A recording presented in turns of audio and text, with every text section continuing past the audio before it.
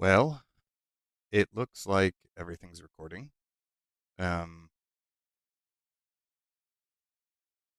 we will see if anybody shows up.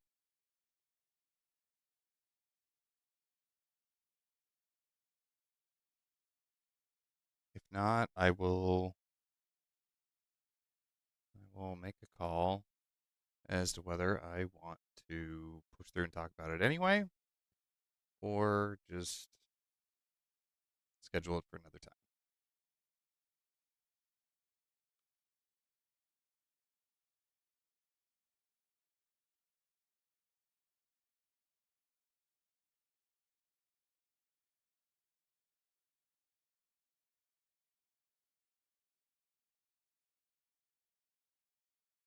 Uh, oh, there we go.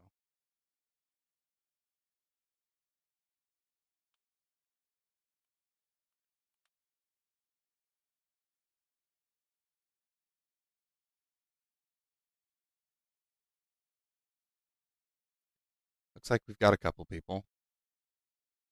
So I guess let me know if you guys can hear me and if you're there, and we'll go from there.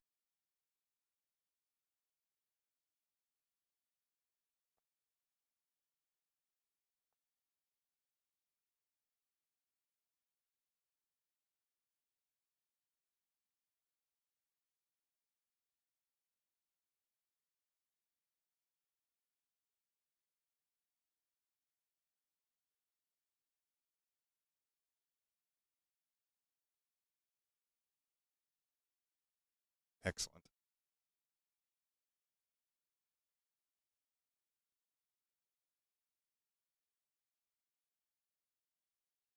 Yeah, I don't know how accurate the metrics I'm getting right now are. It says I've got it says I have 0 concurrent viewers.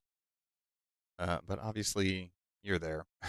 So otherwise you couldn't respond. Okay, yeah, we'll give it another couple minutes and I will go through what I've got. Um,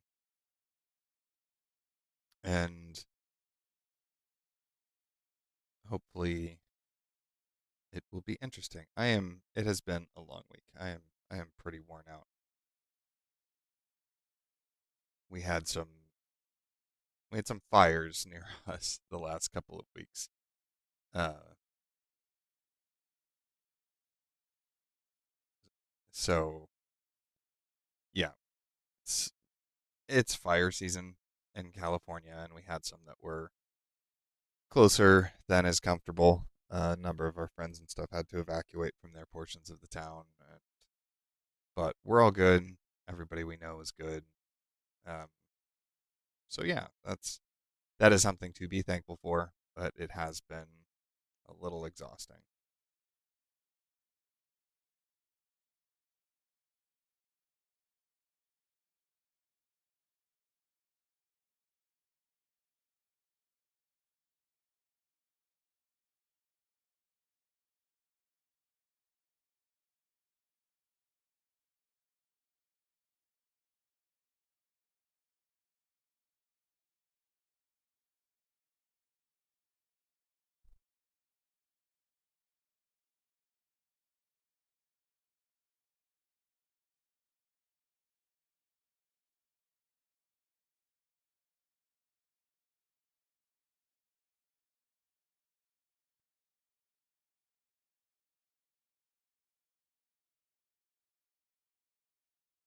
And if there's any questions that you have, you can go ahead and drop them in the chat, and I'll try and get it jotted down to pull up later. Or I can answer if you have questions specifically, I can answer them now and see if anybody else is able to make it. I tried to do better with the notifications and stuff this time around, so hopefully I was able to remind people that this was happening. Um, Pretty sure I did. Been really busy working on books, so uh, that's all been good. Just most of my it's been taking most of my attention. I've got some plans for how I want to switch things up a little bit, hopefully get some more content out on like YouTube and maybe some other places.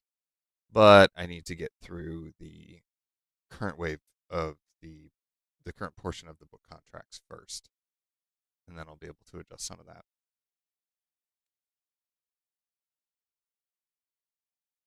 Okay.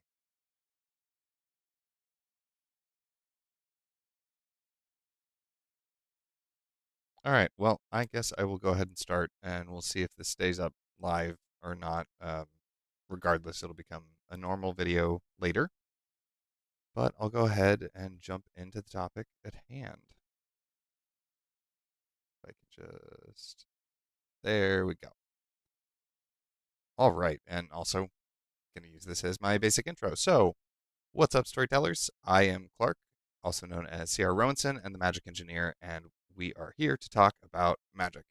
This is part 4 in the series where we have been really doing a deep dive into Alomancy and how it works and what makes it work the way it does, all of the different restrictions and limitations, the magical effects, and all of that. And this time is going to be less about what it is and more about what it could be, and talking about what would happen if we wanted to change certain parts of the system and how that could ripple through. This is really what I'm hoping. The way I'm hoping this will be useful is to help you guys see how these small changes can cause a big difference in the feeling of the story and the feeling of the magic system. So, with that, I'm just going to dive into some of the things that I was thinking through. One of them I was talking about on my newsletter, and I'll get into that a little bit, but for the most part, if one of the things that we talked about in an earlier video was the power curve, the progression curve in Alomancy, and how it is almost entirely skill based. Um, the how good somebody is with the magic and how powerful they are is predominantly based on how well they can use the magic and how experienced they are with the magic. There's a little bit about how recent your discovery of power is and purity of your bloodline and some of that kind of stuff. But for the most part, it is skill based. So one of the changes that we could make if we wanted to start tweaking the system is we could change that from a skill based progression curve to basically any of the other types of progression curves. And this could take shape in a number of ways. A couple that really popped out to me is one, it would be interesting if you wanted to do it more like cultivation or lit RPG. If you wanted to go that route, you could have actual thresholds where when you reach these thresholds, there's jumps in capability. And those could come about from any number of mechanics and any number of reasons. But something I thought would be interesting that I thought led to the most variety would be make it so these thresholds were dependent on how much you had used a certain metal. So if we're talking in lit RPG or video game terms, it's like what is your experience using a particular metal? And not just experience in terms of your skill going up, but the more exposure you have to a certain metal, the more you burn a certain metal, the higher your affinity to the metal becomes, and you're able to get more power out of it and do more with it. That would create a very different dynamic in the story. Because then, just because you're a Mistborn doesn't mean you would want to use all of the metals. Mistborn could just mean that you get to pick which one you go through, and could lead to people who end up specializing in specific directions so that they can get a lot of power in those certain areas. And if you wanted to enhance that, you could make it so that everybody was a Mistborn. And that's really where the specializations came to the fore, is based on how much time somebody and how much of a particular metal somebody had burned. So you want to get more out of pewter, you need to spend a lot of time burning pewter.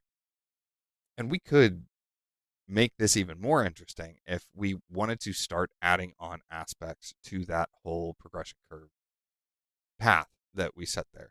So, yes, the more you burn a specific metal, the better you get with that metal and the more power you can squeeze out of that metal. Maybe as you do that, maybe there's an actual max capacity in terms of where your power is distributed.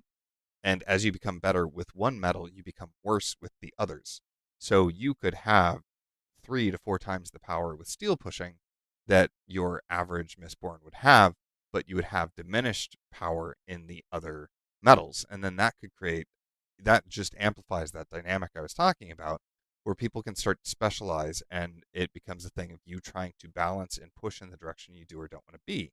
So you could decide, like, I'm going to work hard to make sure that I try and stay pretty even and level across all of them because I want to be able to access any and all of them.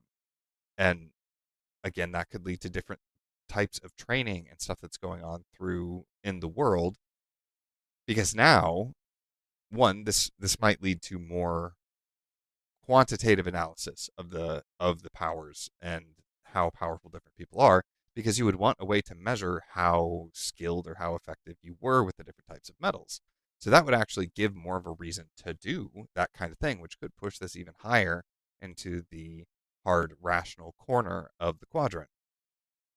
But if you spent a time and you went on a mission where you had to spend a lot of a particular metal, then you might have to spend a bunch of time just sitting there burning one of the others so that you could compensate and bring things back to a level base.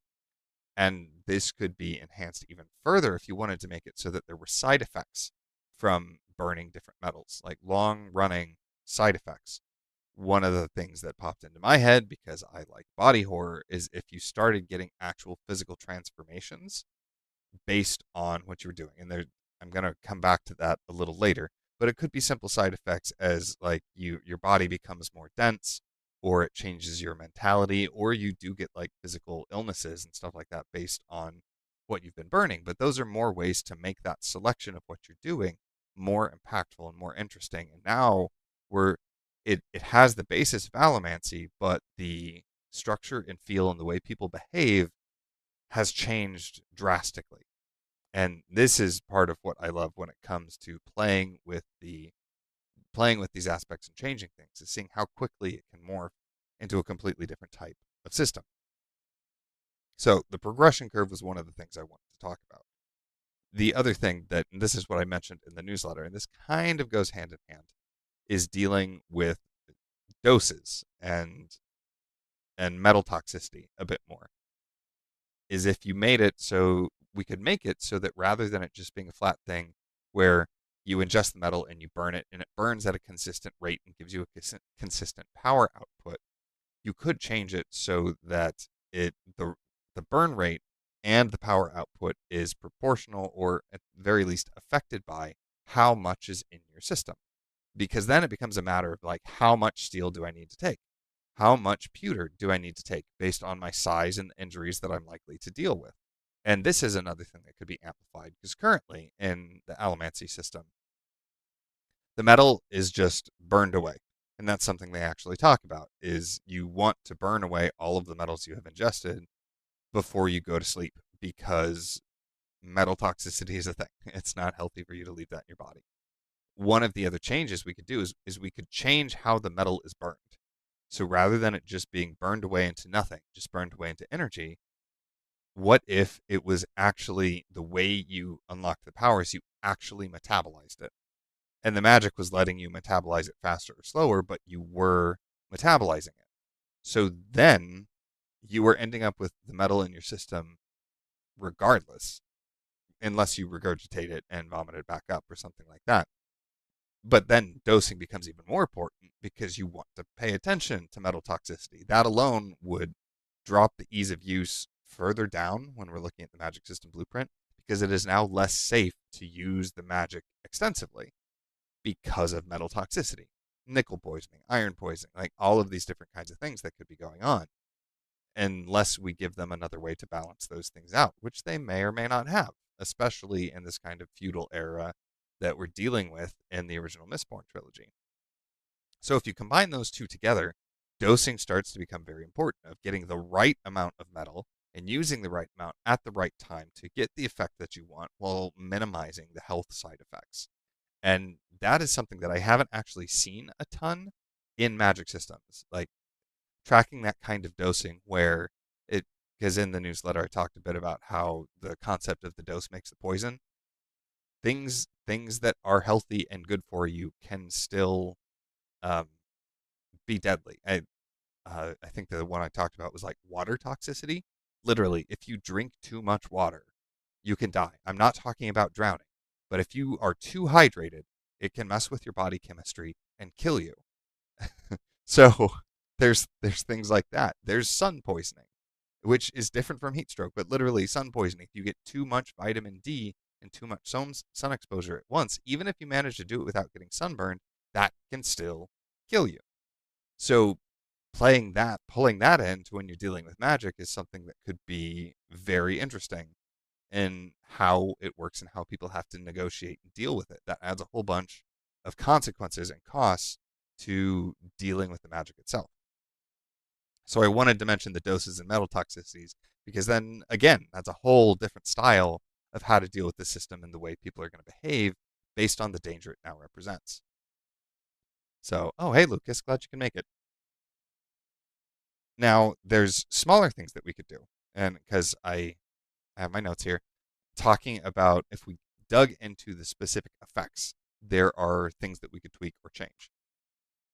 So, for example, one of the most fundamental things, especially with the iron pushing and steel pulling, is that it just affects metal. What if we changed that? Well, if we made it so it affects absolutely everything the same, it's basically telekinesis. But there's different things we could do with that to make it more or less interesting.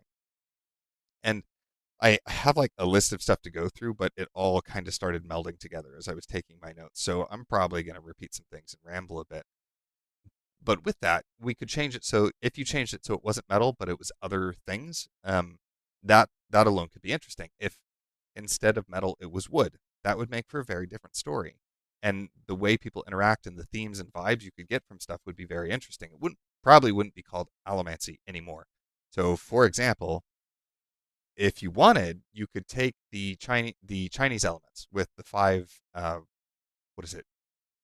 Earth, water, fire, metal, and wood, and took that constructive and destructive cycle that they have and made it so that they worked that way. So when you ingest metal, it allows you to push on I think wood. I think metal is destructive towards wood. I would have to pull it up because I'm just making this up right now. But so like that is the direction it pushes and it pulls from the other. I think metal pulls from fire because fire is actually destructive towards metal. I would have to double check all of this. But you see how then all of a sudden that changes things. So by ingest and then you could expand the system so it's more than just metals. You can have groups of materials of these different types of materials, each of them specialized, that will change what you can do and what you can pull on. So then by taking steel and iron, you can push and pull on, or you can push on wood and you can pull on heat. And starting to do things like that. So we've taken that core concept and by taking it away from just metals and pulling in this other framework, vastly different system, much more of an elemental based system. I mean, just right there. So but in general, the main thing I wanted to talk about is if you applied it to everything equally, it would basically be telekinesis. There are other things that you could do, though. Like you could very easily make it so that the efficiency, and the power you are able to produce while pushing against different objects is amplified or weakened. And again, you could subdivide it, add new metals and new materials that are better against certain types of things, or it could just be, yeah, I can push on organic matter, like living organic matter, but it's so ineffective, it's basically useless until you get duralumin. Because now, and this is something we see a little bit in the series where the Steel Inquisitors, they're enhanced with hemalurgy and stuff like that. They can see the metal in people, and I think at one point we see them pushing on the metal in people. But imagine if it wasn't metal. It just, human flesh was hard to manipulate. But if you were able to amp it up enough, like with duralumin, you could do put and bursts where you basically had raw telekinesis against anything. That would change the system. And that would make duralumin even more useful than it already is. Because now it's not just, okay, this lets me just push my coins really fast and really far and throw myself really fast and really far. Now I can throw other things that I couldn't throw before. And that's a game changer. So there's a lot of ways that you can play with even those kinds of simple concepts. Sorry, I thought I heard a knock, but we're good. Another one that's a default line is with the emotional allomancy.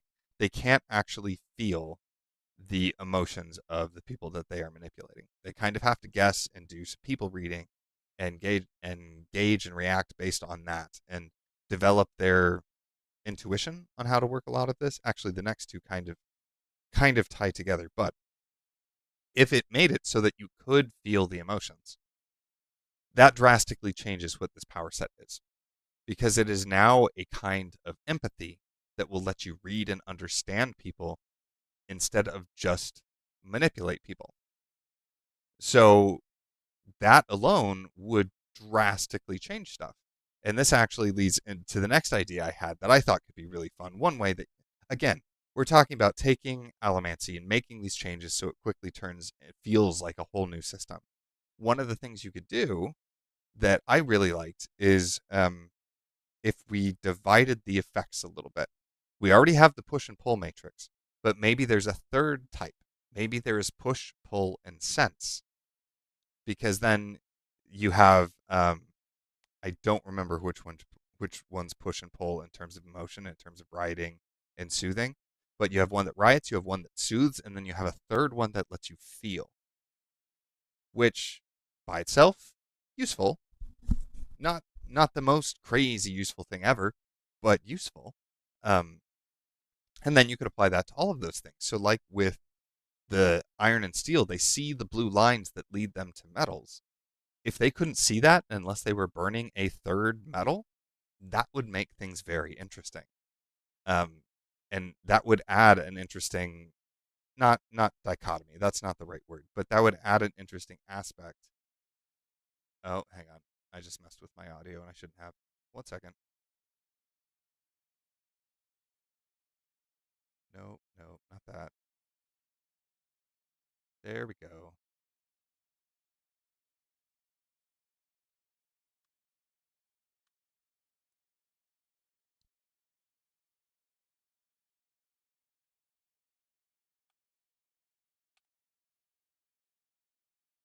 Okay. I just changed it back. Is okay. Sorry about that. I clicked something I shouldn't have. Um, but yeah, that's a way where you're taking the effects and you're not actually changing any of the effects, but we're taking the structure and we're splitting it a little bit more than it was by default. And that gives us a bunch of very interesting options in my opinion. But like that's one of the things that we could do. Another thing that we could do is one of the one of the basic things with Alomancy is the whole concept that you have one of the abilities or you have all of the abilities. There is no middle ground. If you just tweak that rule and make it so that it's possible to have one, two, maybe even three, that adds a whole bunch of variety and interesting aspects in how things could pair and how things could couple, especially if we stack that on top of the three types of pull, push, sense.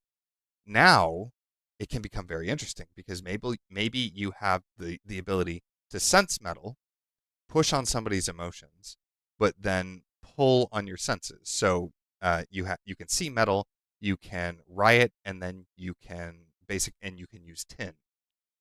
Finding ways to make those work together could be very, very interesting, especially if burning the tin then enhanced your sensing ability with metals. See how like the stuff can start to spiral and build and just get a little crazy, and in my opinion, just crazy awesome. And I love the core system. The point of all of this, one, this is fun. Like this is probably the most fun part of the breakdown series because it's just me playing with ideas, and I like playing with ideas. But again, I'm really wanting you guys to see how easily you can change stuff. Because if you took just some of these things that we talked about, took all of these theories, and then you changed it from metals into a different type of substance, it is no longer allomancy. If you changed it from metals to different types of stone, or even different types of uh, body tissue, like muscle, bone, blood, like something like that, it will be similar. It will have resonance and it will have some parallelism, but you started with one system and you turned it into a completely different system. And that's one of the things that I love. I love doing that, and it's super cool. And this is something you can do with your own magic systems. Once you've built one, you can pick these aspects of it and tweak it and take one idea and spawn it into tons and tons of different but very similar magic systems, which is just like that is just endlessly fascinating to me. And what I talked about with the 2 to 3 combo, that is something that is done a bit in the second series, in the Wax and Wayne series, which is phenomenal. But in there, it is you either have one ability, as you either, at most you can have one ferrochemical ability and one allomantic ability, and you can have just one of either or you may be lucky enough where you have one ferrochemical and one allomantic. Those are called twin-born. But at most, they only ever have one in each form, in each portion of the magic, in each of the 2 magic systems. This would be one where you could have multiple in each, in that individual magic system, and that would change things. So, and the last thing that I wanted to talk about in terms of tweaking effects, because in there you have gold and is it Lerasium? I don't know. The 11th metal, gold and the 11th metal are the 2 main ones, but they let you interact with versions of yours. They let you see versions of yourself and versions of others. Um, and Electrum lets you sort of see your future, kind of. It so, but specifically, gold and the 11th metal.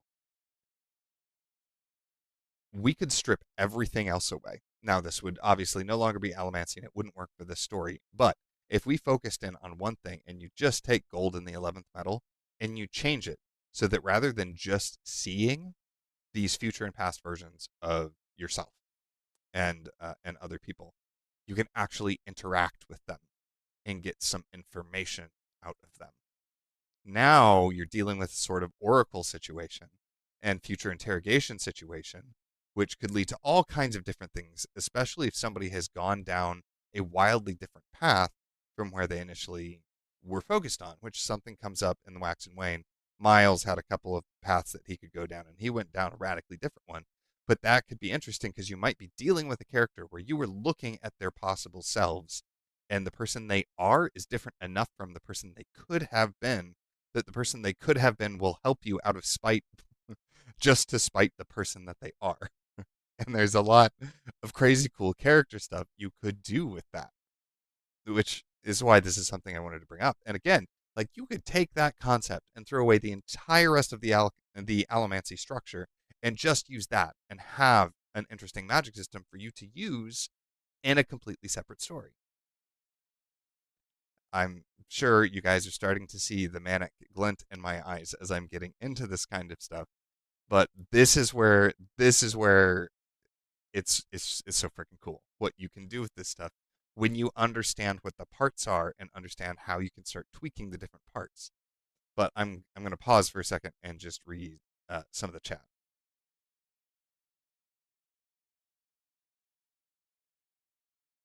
Oh yeah, that would be a good one too. Is if there were somebody mentioned Lucas said like the idea of pushing and pulling on the intangible. So maybe going beyond emotions and like pushing and pulling on memories or pain or sensation and things like that. That could also be interesting. And that is definitely an interesting part of how that works is the fact that you are blind. It does require you to lean on different aspects. Like you have to be a better people person to be good at writing and soothing. That was very interesting. Um, and I'm not saying that any of this stuff is bad, but you could go those different routes, especially if you start having those things. Again, you pull in the sensing, being able to um, sense the pain of other people would could lead to somebody could use that in very nasty ways if they were a martial artist, right? Like being able, especially an assassin or a snake, being able to go through and be like, ah, he has a trick knee. I'm going to target the trick knee, things like that. Um, Oh yeah, that too, where you only have one ability, but it changes over time, and you have to plan. Like that's one of the things I'm going to talk about a little bit later is driving down the reliability of the magic. Um, so There's there's a lot that you could do there. But yeah, and manipulation of memories, so so much that you can do. One of the other things that I wanted to talk about is if we wanted to add costs to the system. There's already some costs, which we talked about in the other videos, but what if we wanted to add more? I talked about the potential metal toxicity and poisoning, right? That's more of a consequence because you do a thing and as a consequence, you are suffering. I suppose a lot of these are consequences now that I think about it. But one thing is we could take some stuff that was already there in the world building and step it up a notch. So if you were a ska and you were discovered to have Alomancy, you were executed. Well, generally, you were probably carted away by the Steel Inquisition, hung up, had a spike driven through you, and your power stolen, and then executed, or executed by having your power stolen. But semantics. If we amplify that and take that up a couple notches, where it's a thing that anybody who is outed as an Allomancer is executed, especially anybody who is outside the cantons. So maybe it's only people who are in the religious organization of the Lord Ruler are supposed to be the ones with powers. And it can be a thing because of how the whole story plays out that they're like, yeah, we know that nobles have it and we know that ska have it, but it's an unwritten rule that as long as we can't prove that it's you, you're fine. But the second you are outed as having Allomancy, you will be tracked down and executed. That would very much change the dynamics of the House Wars and the way people handle their Allomancers and the public knowledge about Allomancy. Because if it is on that level of forbidden, things will be a lot more secret and a lot more kept to the chest, even than they are in the books currently. Because currently they are basically entirely obscured from the ska, and the nobles mostly know about it. There's some misinformation, but they can get a general idea of how it works. But this would be a thing of like having the knowledge would not necessarily be forbidden, but it would be questioned because it's like, hey, so you say it works this way. How do you know that? And it's like, oh, nothing. Heard it from a friend. It's fine. Not me. Totally. Anyway, look at that guy. But that if you upped the stakes, so the chances of being executed if you were outed went up, that would change a lot and could make the revealing of your identity even more important. It honestly would take being an Allomancer almost to the level of being a superhero, right? The whole thing of protecting your alter ego is now vitally important because if you don't, you are going to be targeted and probably killed. Which so yeah, like combining Allomancy with superheroes, I'm down for that personally. Uh, something else and this is where I was talking about the dosing and the metal toxicity. Maybe there are actual transformations that happen to your body. Now this is getting more into how the world works as a whole and starting to fiddle about with hemalurgy and some other stuff like that. But who cares? We're here to play around with stuff. It would be interesting if the different and you could do it for each of the metals or maybe each of the quadrants or you could split it as fine as you want, but the different depending on what you burn it starts changing your body, um, especially if you use it too fast without a chance to recover and revert back to normal. Like it would be interesting if somebody who burned pewter a lot became a Kolos, and that's where Kolos came from. um, And you see that in some other systems, right? Is if you push too hard with your magic, you get turned into a thing. Bringing that kind of thing in here could be particularly interesting, and again, completely change how people behave and what people do. So they have the ska version of what the mist wraiths are, where they think they come in and they steal people's identities and their face and their emotions. It could be that if you use too much of the emotional metals, you actually turn yourself into a mist wraith, and then one of the other metals turns you into a Kandra, and one of the other metals turns you into a Kolos, and so then it becomes a very interesting pseudo again body horror because it's me, but pulls in like aspects of what you see in like werewolf genres and stuff like that, where your body is changing. But this is a really useful power, and you have to use it to deal with problems, deal with situations, knowing that you are changing yourself as you do, especially if you don't have a cooldown period to recover and heal back to what you should be. And that's kind of a thing that comes up in a number of these, is making it so that people have to pace themselves so they can't use the magic continuously. There has to be a cooling off period for them to recover. I'm sorry. I'm touching my eye a lot, but it is really itchy. I'm I'm trying not to scratch it. Uh, so yeah. Okay, question. Superhero Tony Stark just came out. Do you think he would come out if he could be executed for being a superhero or Alomancy? And that could be a very interesting that you wanted to get in thing you wanted to get into if you wanted to talk about the unfairness uh, of class privilege and the power of wealth and things like that. That would be an interesting way to do it, because Tony Stark comes out, he is able to announce himself as a superhero and get away with it because he has powerful friends, powerful company, and lots of money. But then you have somebody like Peter Parker who cannot because he's a poor teenager. Like, you could use that to do some really savage social commentary about how that kind of stuff leads to unfair treatment. If you wanted, you could bring in racism and stuff with that.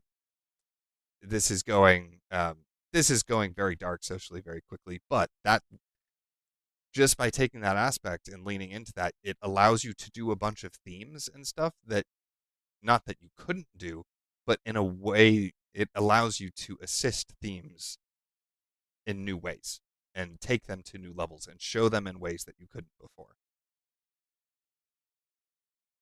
All right. So another thing that I wanted to talk about, I know I'm just rambling super fast and it gets worse the more excited I get, but that's I'm sure you guys are used to it at this point. Without changing anything else about the system, let's go back to default Allomancy for a second. What if we added more countermeasures? What would that do? And what are some things that we could add that would be interesting? This was honestly one of my favorites as I was doing some brainstorming. Um, so, uh, one, making change, tweaking the knowledge and prevalence of certain types of powers. Because there is a power that we don't see at all in the first trilogy that comes up in the second trilogy. And these are people called leechers. And they are able to burn a metal, don't remember which one off the top of my head, and drain away the allomantic reserves of somebody else. So, if we wanted, it could make it so that leechers are either hyper prevalent or there is a way to transfer the leecher capability to people because then you can outfit your soldiers with with leecher units in them. So Mistborn shows up, and then rather than it being like everybody run away, get rid of your metal armor, it can turn into a thing of like, okay, call in the Haze Killers, and their job is to distract them and pin them down long enough for our leecher or our squad of leechers to get in and drain them, and now we can capture them and they're ours. And that's something that's already in the system. That's just playing with the knowledge and the prevalence of a specific piece to bring that up. And even if the prevalence wasn't any higher than the others, we see plenty of thugs and plenty of other stuff like that. If people knew about leechers and the houses trained and fielded their leechers, that would be interesting. I could even picture a situation where there's a leecher who is being basically delivered by a Mistborn. They have a Mistborn in the house and they carry them around with them to try and get them in contact with the other Allomancer, or even just in range to use it. We haven't seen enough of the leechers to know if they have to be in contact. The few leechers we have seen with Allomancy, I think they do make contact, but I don't know if they have to. That could be another thing to tweak. Another one would be just changing. The other big thing would be technology. If we really wanted, if people leaned more into technology and finding ways to deal with it and countermeasures that way, there's a lot of things that could come to light. Doing things like grenades that loose just particles of metal in the air, because pushing on those individually probably would be very ineffective, but it completely blinds, like somebody who's using steel and iron would completely blind them to basically anything that was incoming because it's now just going to be a wall of blue around them. Being able to do stuff like that, leaning into bone weapons and bone armor and making that the default instead of metal, especially if you took something where we meshed some of the worlds, like if Alomancers ended up on I am blanking on the name of the world, but the world where with Wave Kings, where the Knights Radiant are, where you have the um, oh geez, I'm blanking on all the names. You have the Stone Singers, who can like grow their armor, and you have the great shells and stuff like that. If you started making weapons and shell out of the shells and the bone armor of these other people, and they were used to fight Alomancers, that would be super fucking cool. Like that would be really really cool. Oh yeah, Vin does use metal dust some, but leaning into some of that more. I think it was pretty trivial and they were able to just push it out of the air. If it was me, I would probably tweak it to make it a little bit more effective because then it's a whole thing of you're trying to manipulate millions of particles or at least hundreds and thousands of particles, and that is actually more difficult than putting a lot of power into a single hunk of metal. That that would make that work a lot better. But the favorite countermeasure that I thought up was uh, to basically introduce poisons, introduce ways that you can actually influence and dampen somebody's abilities and capabilities with Alomancy. So if they were able to mess with the brain or mess with the body so that when you were poisoned and affected this way, you became less effective with your metals. Your power started to drop off or your burn rate increased. And it could be that the burn rate increased just flat out and you got the increased power output, or that the burn rate increased for the same power output. So now you're burning through your reserves a lot faster because then that is something that you could use against Atium. Atium already burns super fast. But if you could put a contact poison on somebody, or again, disperse it in a cloud so that they inhale it, and now their ATM is burning 3 times faster than it was just seconds ago, that's a problem. And that's a way that will let you like deal with these very potent abilities. So lots of things that you could do. Those were the favorite countermeasures I came up with. So oh boy. Okay, we've got about 15 minutes left to get through a couple of other things. The other thing that we can do is I then from here I went to look at the actual blueprint, the actual Magic System blueprint for Alomancy and consider what would happen if we changed some of the variables. One of the biggest ones is how different would everything be if prevalence was high? Like prevalence varies depending on how you're looking at it, but overall it's still fairly low. What would happen if most people had an allomantic power? That would change how the society structure worked. That would change how the story worked. That would change so much, even without changing anything else about the system.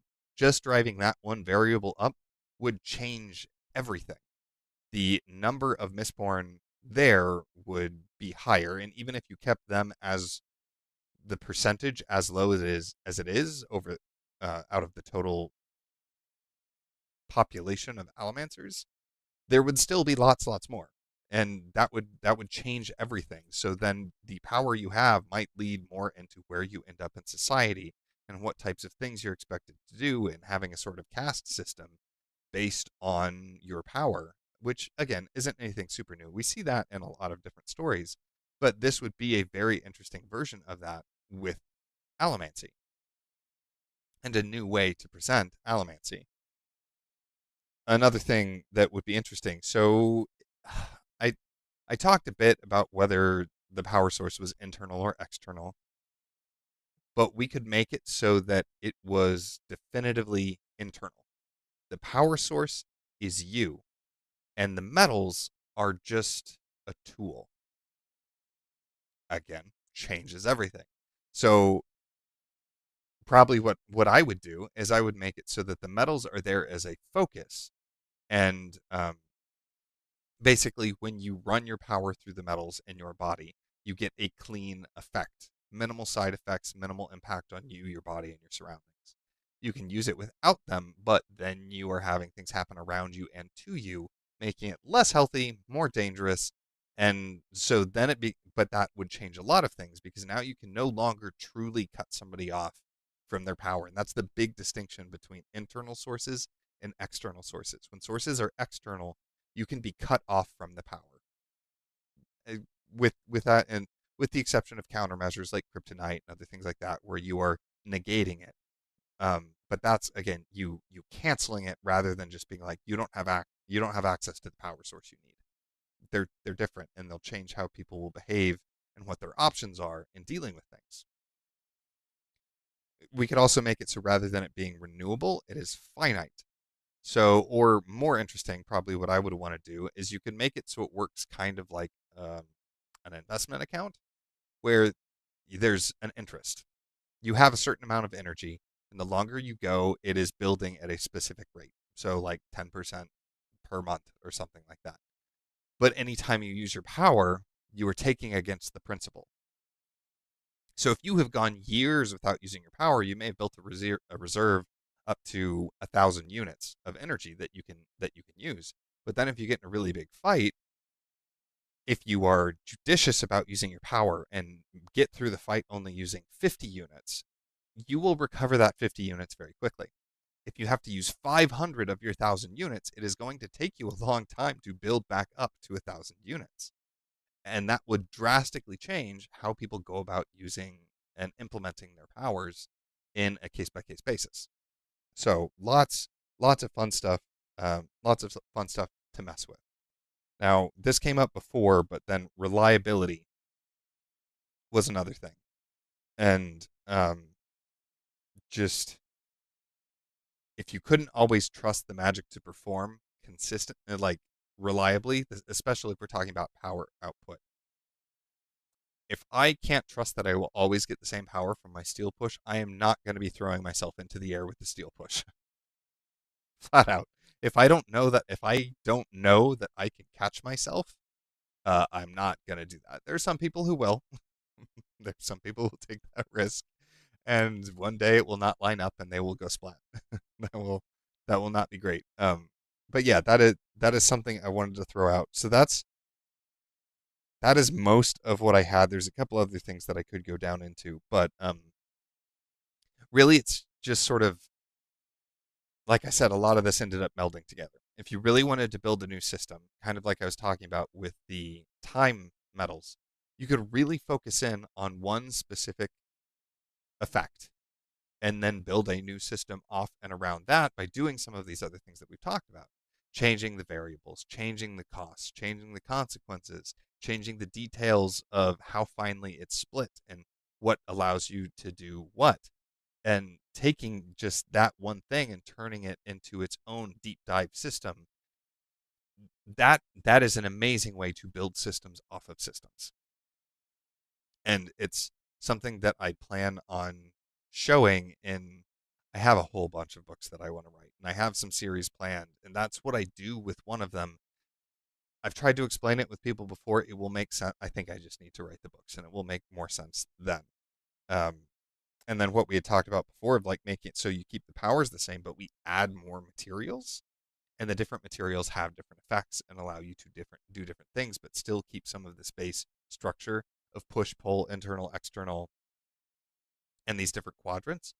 But now we're adding some new things on. So taking the mind in those quadrants, there's memory and there's pain and splitting things and building it in and it's changing what you can target. So rather than metals, you have stuff that is talking about the environment, stuff that is talking about internally focused on you, things that are focused on other people, things that are focused on objects. And that would rapidly turn it into a much, much softer system than it is. Just by being like, maybe what the magic system actually is that you can consume anything and burn it for a power. And then the rationale has to do with like what the components are of it and some of the other things like that. So you might be able to predict if you can pick up a rock and be like, I know what type of rock this is. I can do a pretty good guess of what this is going to let me do. give or take some things, there might be some side effects and some bleed throughs because I'm burning some things that I'm not aware of. Um, that is a completely different system. That is a much softer system because now anything is a fuel and anything can produce a magical effect. So, okay, that I think that's where I'm going to stop ranting and I'm going to open it up to questions. But these are just like, and this was me thinking about it for like, it was under an hour while I was doing some cooking. These are just some of the ways that we could change the system. And you guys have seen how quickly and drastically that could change everything about the story, the characters, and even lead to entirely new magic systems.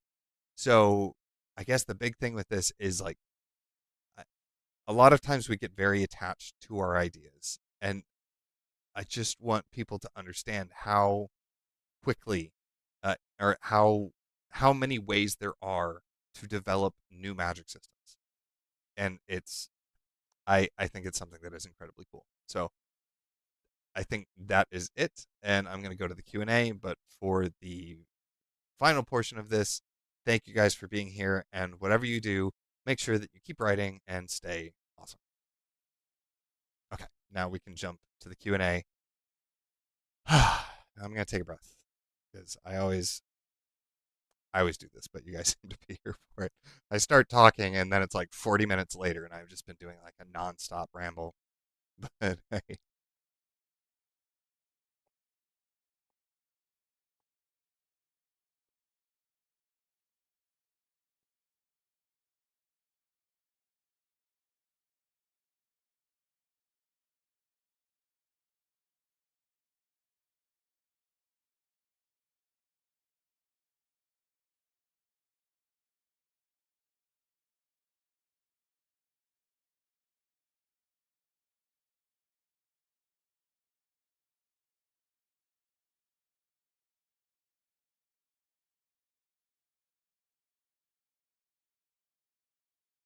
that is a good question.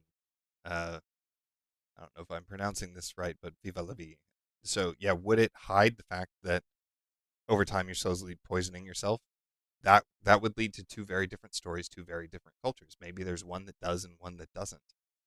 And like I imagine that would be interesting, especially if you took the transformation where there's one culture where people they go to great lengths to obfuscate the fact that it is the magic that turns you into it, and they start putting it in. It's like these people are sinners, or they went places that they weren't supposed to, or like they are being judged by the gods, and things like that to hide that fact. um would lead to a very different set of stories, very different set of circumstances, as one where people know that like, hey, when I do this, I'm poisoning myself. And that would lead to different tactics too, especially long game. Because if you know that that's what's happening, and you're really trying to eliminate a rival, maybe you just keep doing stuff to try and push them to burn their powers, so that over the years they end up becoming a monster and are just out of the picture because they're insane and had to be hunted down. Or even doing things like if there was stuff that would make it so you had less control and you automatically started burning it, right?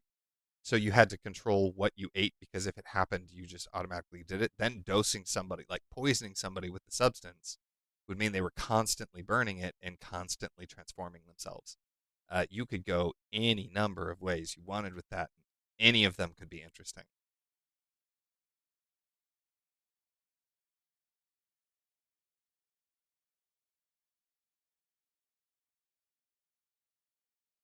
So you suppose that in order to become a magician, you need assistance from supernatural source, but then the story doesn't focus on the source and its relationship with the world. Would it consider that a failure or an oversight from the author? Is it some? Is it something one should be very detailed?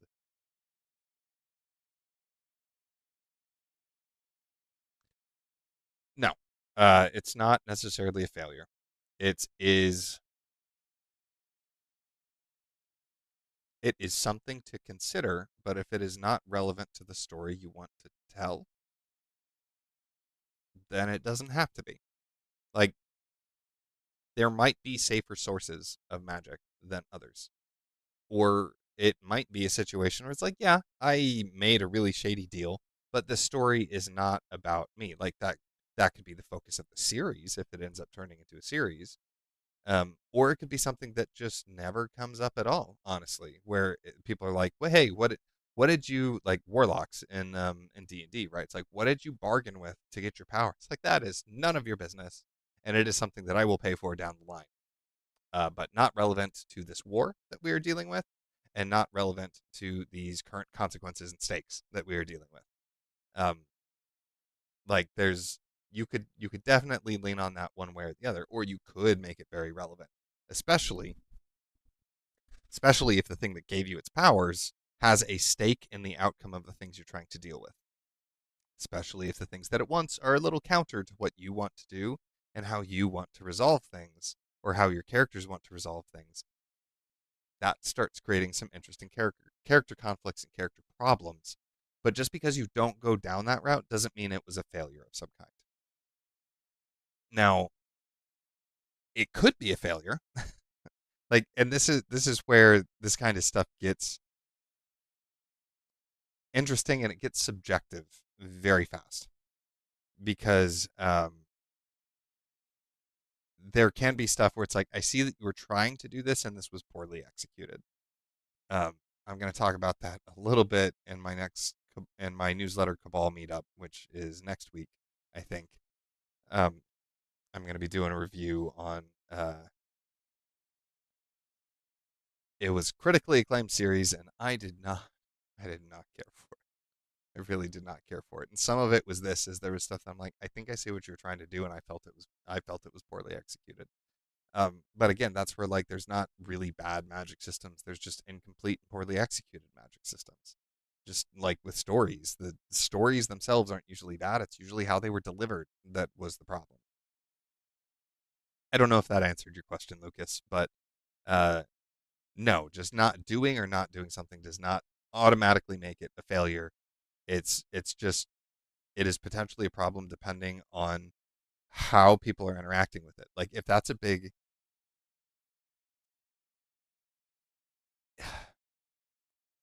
if it doesn't manifest in the world or people somewhere, I would want to know why.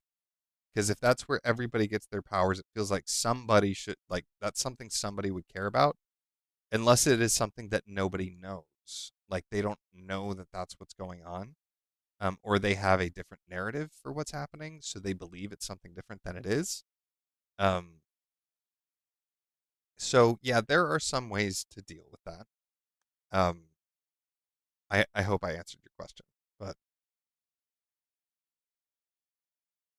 any other questions you guys have about magic, about writing? Oh, I can stop recording.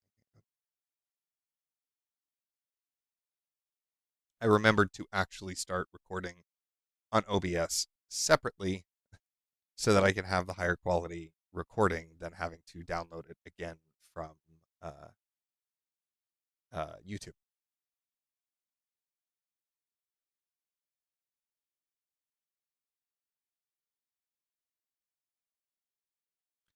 And that's fair. I mean, if yeah, you none of us have to like everything, and no, there are going to be people that don't like your stories and don't like your magic systems. That's one of the things that I am trying to prepare myself for with the Lit RPG series that is hopefully going to start being released next year. Um, hopefully, I'm hoping book one will be in like first half of the year. I am trying to prepare myself for there are going to be people that don't like it. Like you guys here who like my stuff where I talk about magic systems may not like my fiction, or you may not like the fiction with the between me and my co-author that I'm doing. That's just the nature of it.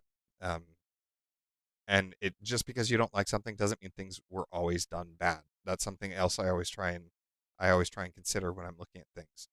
Which this series that I'm going to review, it's something I sat and thought about. I'm like, is this actually a problem? Was this poor execution, or is this just Clark doesn't like it? Because those are not necessarily the same thing. Um, and honestly, it's probably a little bit of both. There's some things that I think they could have done better, and then there's some things where I'm just like, I don't like what you're doing with this. Just just how it goes. Um, that is part of storytelling and creative creation of art. All right. Well, I'm not seeing any other questions, so thank you all for showing up. Like I was saying at the beginning, been a long week. Fire season in California. Some of that was a little closer to home than was comfortable the last couple of weeks. So I appreciate you guys showing up. I really do. I wasn't sure if I was just going to reschedule this or not, but I'm glad. I'm glad I pushed forward anyway. Could poisoning be confused with mind control? I mean, you could do mind influencing drugs and poisoning, um, if if that's what you wanted to do. You could make it so it's conflated with or often confused with mind control, because there's tons and tons of stuff about that, right? Mind control drugs, but it doesn't have to be. Um, when you're dealing with your story, you can make almost anything work.